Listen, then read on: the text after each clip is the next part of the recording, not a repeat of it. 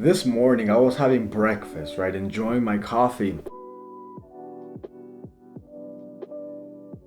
I got a notification from Credit Karma saying the 7 passive income ideas to help you get out of debt, which interests me as well as it can interest anybody else. When you read that headline, I went to it, and what I saw, I was just like, man, this is whack.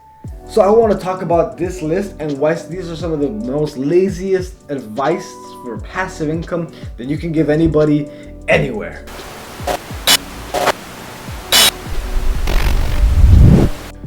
Hey, what's up you guys? Welcome back to the channel here. My name is Carlos Quintanilla. Welcome back once again. Nice to see all of you guys. Really quickly before we get started, I'm going to tell you guys, like this video, subscribe if you haven't, because right now we're getting into some nice juicy details. Because a lot of times we hear the word passive income, and in the finance industry, personal finance, anything, that's like the holy grail. That's the best kind of income that you can get. There's active income, there's portfolio income, and then there's passive income. Now, this is one of the best ones that most people like to say, I would love to get X amount of dollars in passive income a month. They measure themselves and they put themselves on that goal. Now, the way that you get passive income is one of two ways: trading in your time or trading in your money.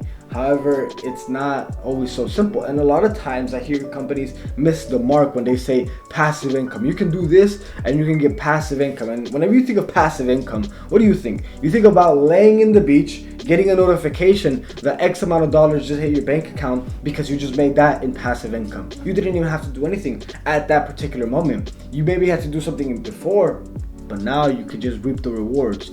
That's what we think about passive income. I was looking at this list and I was just so baffled at how basic these things were. This is 7 things, but I wanted to run through them and give my opinion on why I don't think that this is good advice for anybody, other than like probably 1 or 2 maybe are alright, but then the rest of them are just probably some of the laziest stuff that you can give advice for anybody. Alright guys, let's get right into this video. Now the first one that it says sell your previously loved goods online. Okay, now I've been someone who has flipped stuff, or you go buy something at a yard sale and then you post it on Facebook Market, eBay, Etsy, wherever, and then you sell it for a bigger price. Now I do that all the time. Once my parents left, I ended up taking pictures of a lot of the stuff that they left behind, stuff that I knew I wasn't gonna need, and I sold it online. And as a matter of fact, it actually helped me make a bunch of money back. But that is not passive income. That is not passive income. Why? Because you have to actively be doing that, and there's only so much stuff that you can sell. There's only so many things in your house before you're selling off your refrigerator, your bed frame, and your TV, and you have nothing left. If you've got clothes, accessories, jewelry, electronics, and other used items collecting dust in your closet, you might be able to sell them online for extra cash. Now keep in mind that the apps tend to take a commission for using the platform. In addition, fees may apply. Make sure you understand all the costs before considering any platform you sell your goods on. Like I said, it's good, it's fine, but it's not passive. That's something that's more active. You have to go and post it on a website, and then you have to communicate with someone, and a lot of times they negotiate with you, and then you have to battle for the prices. Many times you're not even going to get what you posted it for. Most times you're going to get it at least 10% less than what you're actually asking for. This is not passive income. Number 2, it says turn stock photos into extra income. And now this one is one that I say is alright if you're a photographer, and if you're somebody else who does other stuff, you can go take pictures. But now we live in an age where there's so many stock photos, stock websites. So unless you go and climb Mount Everest and take some beautiful endeavor before you're seeing pictures, most likely than not, you're not gonna get much stuff. So this is fine, but this is not something that everyone can make. Someone could even start telling me, Carlos, you could just take out your phone and start snapping pictures like that, and then you post that. Yes, you can do that, but the problem is that you're not gonna get a lot of money for that. Because it depends on how many people download it, and if there's other pictures like that, you're not gonna get many downloads. Number 3 is cashing in your expertise. If you have some special skills, knowledge, and might have little time to put in work up front, you might be able to monetize your expertise selling content, skill building, and course apps like Udemy, Skillshare, or Teachable. And now the reason I don't like this is because this is a list dedicated for someone getting into passive income. And you're not gonna go and start selling a crazy course if you first don't even have a following, second you have no money to invest, third you have no experience on how to make a course. It's just, how are you gonna do it?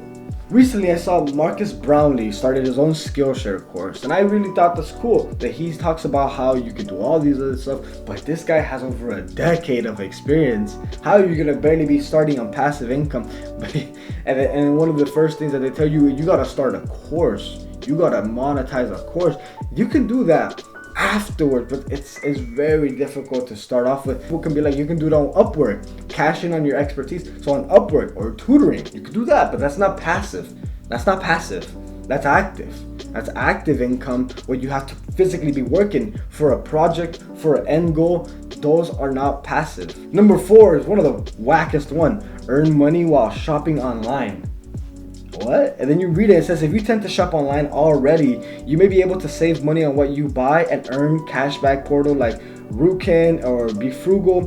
Honestly, that's not really a passive income. And sure, if you're an impulsive buyer, but most of the times not everybody really is an impulsive buyer, and you save a lot more money just not buying anything at all. That might just sound very cheap and very, What this is basically telling you is that if you go out and buy, then you go get this app or whatever apps or a debit card, credit card, you can get some cash back. Yes, you can, but that's not passive either. Number 5, rent out your car. This is the other one that's alright. That's alright. In my case, that I'm at home all day and I don't use my car, I can go ahead and do that. I can go ahead and rent my car out to somebody. However, it's depreciating my car, adding more miles on it. What if they crash it? What if they this and that? Yeah, sure, places like Uber, Lyft, they can put an insurance on it and they can protect your vehicle like that. Sure, but still, it's just like, it's not the most viable, especially if, say, throughout the day I want to go out. You can bring up a counter argument and say, but Carlos, what if you plan ahead and then you decide to do it on a day that you don't work or do anything at all? Yeah, but you can do that. You can go ahead and do that. That's why I said it's an alright thing, but it's not really the best. It's not so smart to really do this. Rent out your car, not really that good. Number 6 is lend a helping hand. So basically philanthropy. Philanthropy is basically when you help either a startup company, help a friend out, help somebody in need. There's websites such as peer-to-peer lending, such as Prosper, and they basically just go ahead and ask you to put down a little bit of money and then they give you a little bit more back, which is, I think, the best way to think of passive income. But that's investing, really. That's just investing. George St. Pierre said, don't lend money that you're not ready to lose, because a lot of times, what if you lose your money? What if that person doesn't pay you back? So it's fine. There's that risk factor involved, but it's one of the ones that has been better. I guess the list has progressed. It's gotten a little bit better, but it's just not real actual passive income, because that's just like a one-time pay you back type of thing. But it's not really so much where you can, but reap the rewards, go to Fiji and hang out on the beach. Not at all. And lastly, rent out your extra space, and that is known as house hacking. I do that. You have your house, for example, and then you have extra rooms that are that are not occupied, and you go ahead and you rent them out to a friend, to a family member, to somebody that you know and trust, and pay you a monthly rent for that room. And a lot of times it's a lot cheaper to do that than going and get yourself an apartment. Here in Los Angeles, we just have some of the worst rents. Like if you go and try to get a 1-bedroom, one bathroom apartment, that's looking around like $1,800 as of this point. It's ridiculous. A lot of people are paying way too much for a studio. You can get maybe $1,400, and that's that. But it's pretty expensive. This one is the one that's all right. It's good, and you don't have to pay as much for your living expenses. Now it's a lot cheaper. So out of the whole list, I feel like that one is the one that's actually passive. This list basically tells you how to get out of debt, but you're not really getting out of debt. It sounds like a lot of these, you're getting yourself into more debt. You're just wasting more money, and you're not really getting as much back, like for the grocery one.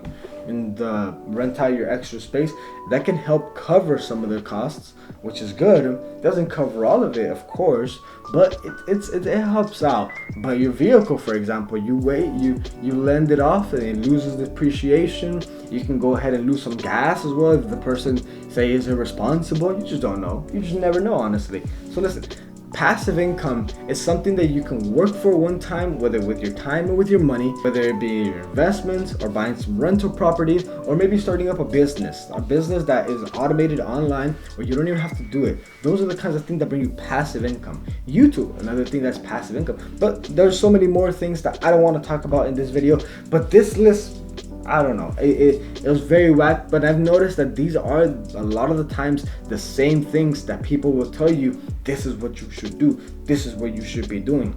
But like I said, those are just my opinions. I want to know what you think. Tell me down below in the comments, and like this video if you haven't already. Subscribe if you can, because all those things do make a difference. And with that, guys, I'll see you guys in the next video.